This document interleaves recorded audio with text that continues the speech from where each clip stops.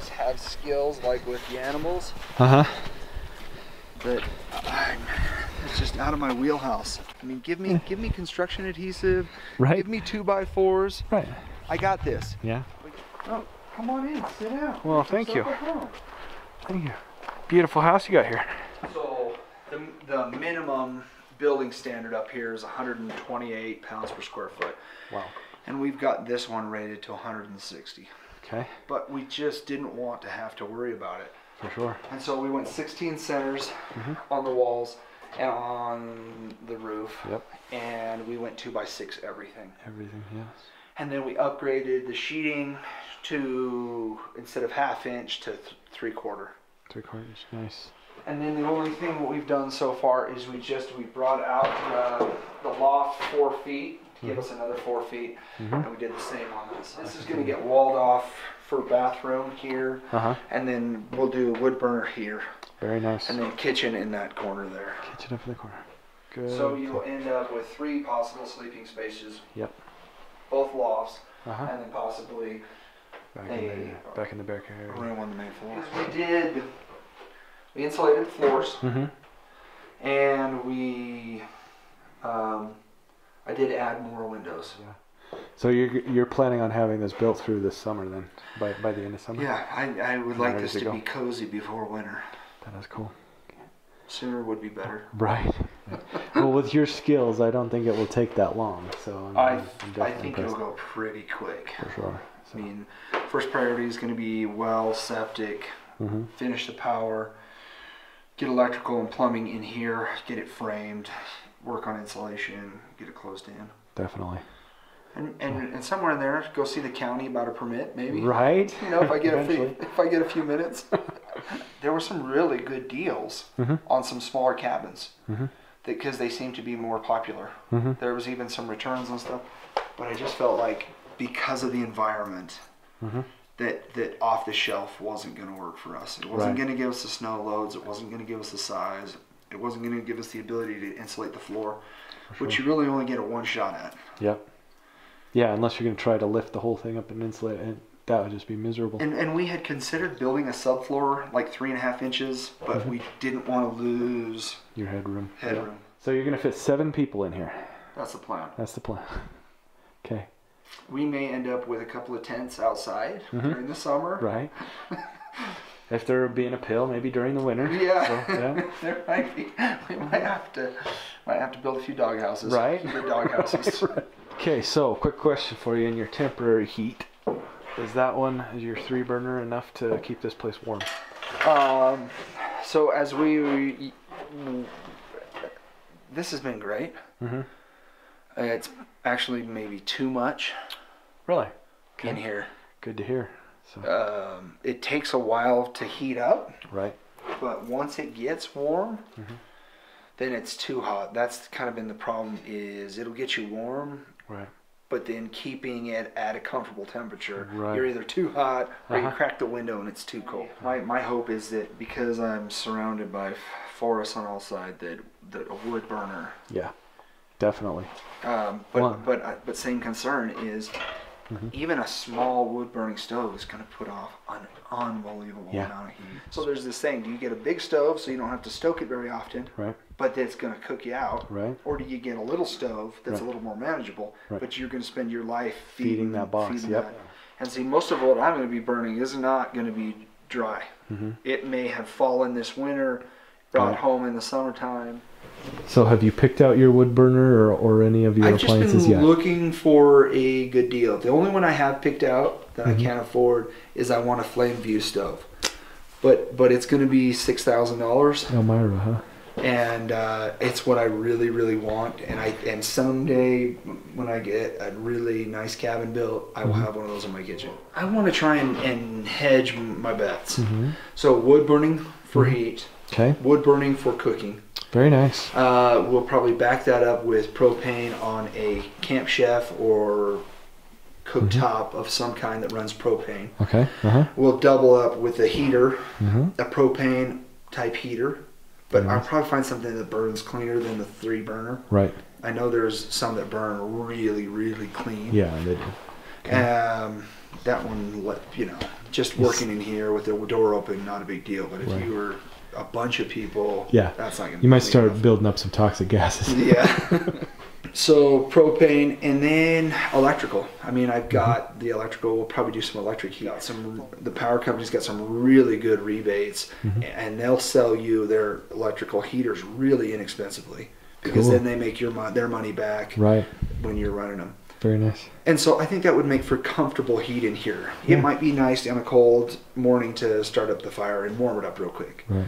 But an electric heater maybe in the kitchen and back room would hedge the bet if maybe I don't want to get out of bed and go start the fire. Exactly. And that was just what I was going to say too. It is so difficult to get out of bed at 2 in the morning and then find out that the stupid fire is out. So now you have to sit there for 40 minutes coaxing it back to life and getting going, you know. So that was to get this thing unloaded and start milling up some boards. Nice. So we've got about 6 acres here, and it's all flat, 100% usable, which is great to have all sorts of room for setting up the sawmill and stacking up trees and you know, bringing home whatever. It's hard to see out here, but you know, I brought home a whole load of rocks for decoration around the place, and we cut down some trees and we brought those back here, and it's nice to just have a little ability. Yeah, space and room for, you know, bringing out my inner pack rat. I brought in 5 dump truck loads of trees. And you can kind of see what I've... Yeah, as the snow starts to let it reveal. And yeah, I don't know if we'll get them milled up or cut up or a little of both. Very nice. Needless to say, I got my work cut out for me. Out here, we back up to the state land, and so that's one of the biggest things, is never losing that view out there, having to look at somebody's multi-million-dollar cabin or something else. No cell service, which is a blessing and a curse. I find that I get a lot more done without my phone working. So power company said they'd be out as soon as the snow melted. Last year we ran a 400-foot conduit from the closest power box, and I tried to center this as close to the road for meter access and to centralize power. And you know, most people would bring in a 100 amp service. I brought in a 400 amp service because it would let me do cabin, guest house, barn, shop. Wow. Small city. Right. Keep Las Vegas lit. Yeah, it's good. But you only get to do it once. And so to the thought of having to go back and upsize the cable or the conduit, I just went to him and said, what's the biggest we could get, even if we don't use it? So you're telling me Josh likes to overbuild? Sadly, yeah, I have not. You're not the first person to accuse me of overbuilding. Anytime I go across, come across a yard sale or discount or closeout, for sure, I try and bring it up and move that stuff in this direction, whether it's, you know, a box of nails or a roll of wire or whatever. I just I do my hoarding and then move it in this direction as I can. Gonna run out. Short one. So it's 16 foot. Okay. So it was originally 12, and then you added 4 more. Yeah, 4. Okay. There's a lot of good headroom up there too, so this is good. Well, so I don't know if you can tell, but this one's steps. See, I've got 2x4s. And on this side we've got 2x6s. Correct. So the first 4 foot of that is lower, and then it steps. Oh yeah, I see it. Thought was that if kids or whatever wanted to sit up there and study, read, then they could do that. And then where a mattress or something might go in the lower area, since you're going to be laying down in that area anyway. So insulation, I see fiberglass. Yellow fiberglass. These came off of we were doing a job for an owner, and They wanted to insulate the garage, and then wanted to save some money. I had already ordered it, so I ended up with it. Wow, very nice. So I got it at a discounted price, and I thought, okay, I've been dragging it around forever. It is 16 inches on center. You know, most of the construction that we do is 24 inches on center, right? Because most people don't live in this environment where they're looking at 6 foot of snow sitting on their roof or next to their house. So finally found a place where I can use it. Right.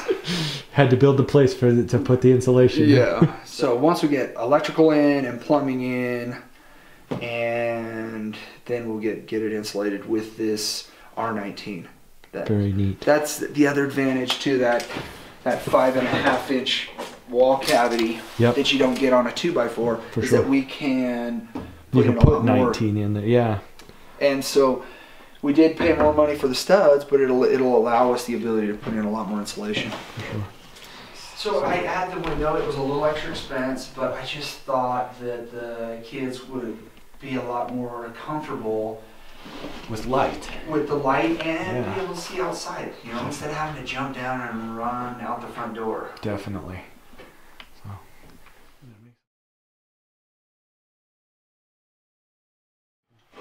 Do you have any aversion to firearms, by the way? Absolutely not. Okay. There's actually 5 guns in the truck right now. You know, it's funny that people ask me that all the time because I have guns in the truck, and they say, "Hey, why do you have guns? What do you need that for? Can't we all just get along?" Right. Yeah, you and I could probably get along. Right. Or worst case scenario, I hit you with a rock. Right.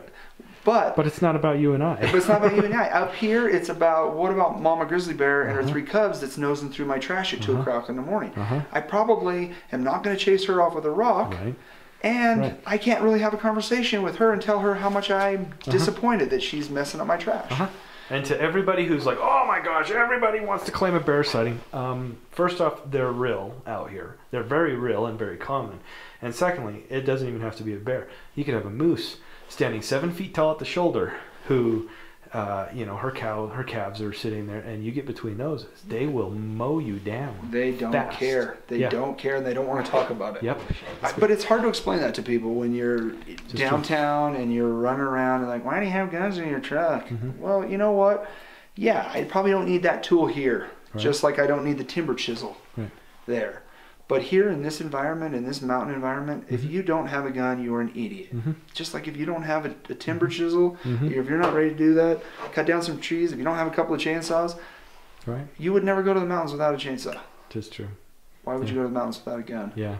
I've spent years in South America. I've spent years in the Middle East where I got in trouble for having a stick in the back of the truck, where I got pocket knives taken away from me.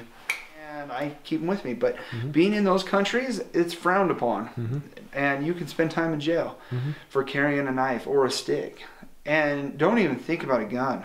Absolutely not. America is an amazing place, and we have the ability to buy guns and stockpile ammo and do whatever we want. And to think, most people don't have that experience to go to another country where you can't have a stick or a pocket knife or a gun. So when I come home from those places, I buy them up and I exercise that right, because it is one of the greatest things to be an American and have that right. Do we hug after that? Right. After that little sermon? Well, do we stay? Do we have finish with an amen and a prayer? What do you? I'm not sure how we close that off. I'm like, yeah, I'm with you. Not sure what to say now. I got a little emotional. Well, that's going to be a whole different video for sure. A little teary-eyed after that whole thing. That was my Sunday sermon. That was beautiful. Yeah. All right, hi everybody. John, Mr. Dirt, here with Josh from Essential Mountain Homesteading. I got to find a shorter name. How did you get to here? Well, years ago, maybe 10 years ago, I was in a position. Business was great. Things were going good. I was on top of the world, and I had a great big monster home, and the economy took a turn, and as a contractor, builder, that downturn affected me where my income changed dramatically. And with that change, supporting my lifestyle and some of those things, I went from a point where I could afford the house I was in to a point where I couldn't afford the house I was in. It opened my eyes, invest in that big house. And more than that is to take a look at my upbringing and thinking, hey, I thought my whole life that you go out and you work and you get a mortgage and you make payments for 30 years and that's your life. And seeing that economy change opened my eyes that, hey, there's got to be a better way than being a slave to a 30-year mortgage. I started to say, I want something different. I want something better, something that's not as risky as being tied into that economy, something that has me living more sustainably, more independently, and hopefully a lot healthier, a lot happier, and with better family relationships, more time with kids, more time to work on marriage, and to be a good neighbor, to serve in the neighborhood, to help at church, instead of constantly chasing that almighty dollar.